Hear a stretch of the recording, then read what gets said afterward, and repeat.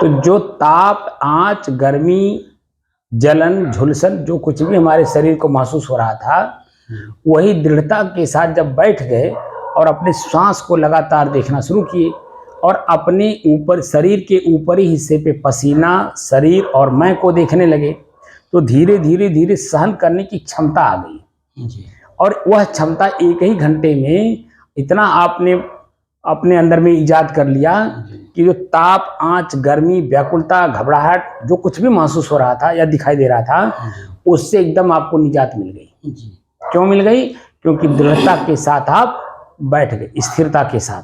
और क्या कर रहे हैं कि अपने उसी दृश्य को देख रहे हैं कि मैं जब इस कमरे में प्रवेश कर रहा हूं तो हमें क्या मिल रहा है।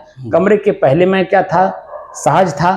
कमरे में प्रवेश करते ही हम असहज हो गए, लेकिन फिर भी हम दृढ़ता पूर्वक अपने आसन पर बैठ गए और इसी ताप, आंच, गर्मी, जलन, झुलसन को देखना शुरू किए। मन की बेचैनी, व्याकुलता को देखना शुरू किए। तो धीरे धीरे धीरे धीरे शरीर के ऊपरी हिस्से का और मन के भीतरी हिस्से का दोनों स्थितियां एकदम नॉर्मल हो गई, एकदम सहज हो गई। सहज हो गई कि नहीं हो गई? और उसी सहज होने के कारण हमारी स्थिति एकदम इस समय सहज बनी हुई है।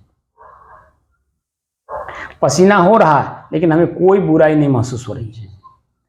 शरीर पूरा हमारा लथपथ है पसीने से, लेकिन कोई बुराई हमें महसूस नहीं हो रहा है। बल्कि जो ताप, आंच, जलन, झुलसन था शरीर का, वह जो है पानी के ऊपर, जो हमारे भीतर का पानी था, इसको पसीने के रास्ते बाहर निकाला गया, वह अपने पूरे शरीर में पूरा एकदम उसको नॉर्मल बना दिया, सहज कर दिया।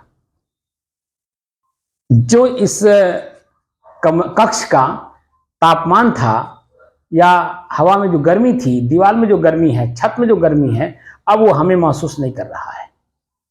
ये कर रहा है? नहीं कर रहा है। तो अनुभव हो रहा है कि नहीं हो रहा है?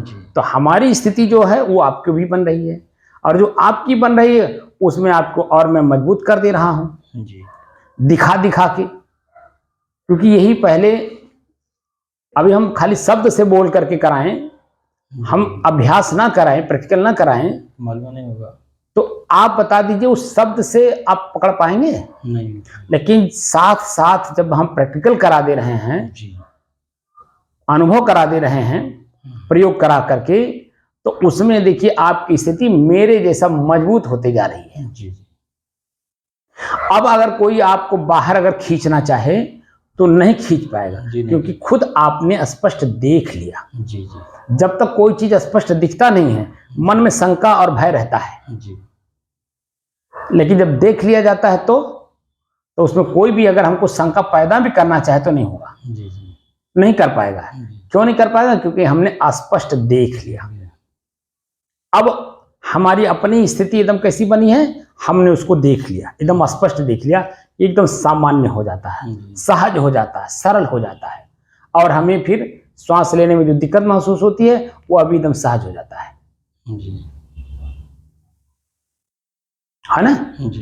पूर्ण रूप से अनुभव होता है। तो अब कुछ देर बैठा जाए।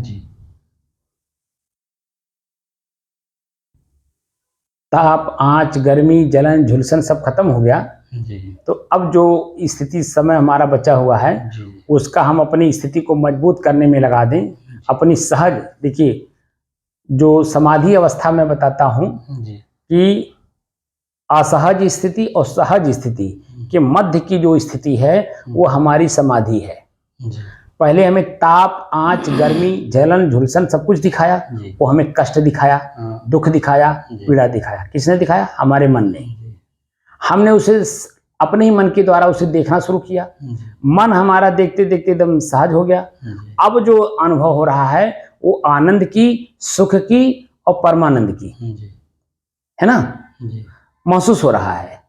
तो अब इसको भी हम देखें, क्या यही मैं हूं? जब इसको भी हम देखना शुरू कर देंगे तो जो पहले जलन था और अभी कष्ट, दोनों नहीं होगा। पहले का कष्ट, आपका सुख, दोनों के मध्य की स्थिति हमारी बन जाएगी। ठीक है ना? तो हमारी स्थिति समाधिस्थ वाली हो जाएगी कि हम अपने आप में एकदम